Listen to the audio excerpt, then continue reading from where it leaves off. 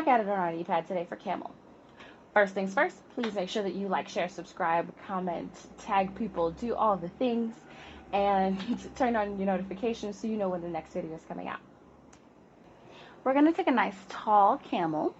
Camel pose is another back bend. If it is uncomfortable for you, this is something that you can do sitting on a stool. It's just now you're not getting the same opening in the hips. Okay, so don't think that the back bend part can be taken away from you, but if your knees are super sensitive, this is uncomfortable, you do have an option to take that.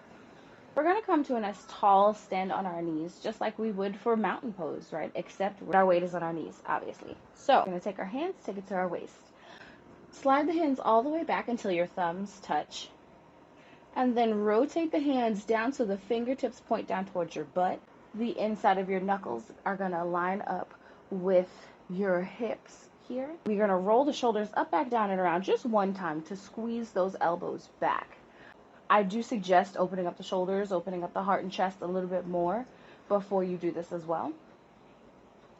From here, taking that support, think about length all the way from your knee up through the front of your body. We're going to press the hips forward, lift the chest and the heart forward and up. Lift the gaze towards where the ceiling and the wall meet in front of you. And you should already feel the squeeze happening in your back and some activation in your core. Your belly button is reaching for the spine. Feel the opening of the heart, the chest, the hips. Maybe you get a little deeper, you squeeze a little more, you open up even further. When you're ready, slowly roll it on back up. This is the shape that we need and the opening that we're going to feel. Getting into the full pose of camel, we're going to take most of the same steps, and it might not be reachable for you. And that means that if this version we just did was fine, perfect. Starting in that same place, bring the hands to the lower back. The fingertips are pointing down, right?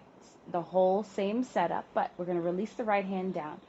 Sweep the right arm all the way up and overhead until we feel ourselves reach up all the way up to the sky. Rotate the palm out to the right side and then reach all the way back for your heel. This might be too low. You do have the option to tuck the toes so the heel is higher. For me, this is uncomfortable for my toes, so I prefer it like this.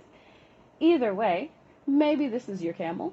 You can also release the left hand, send it up and over, rotate the palm out, and reach all the way back for your left heel. Pressing the chest up towards the sky and keeping length all the way through the front of the body.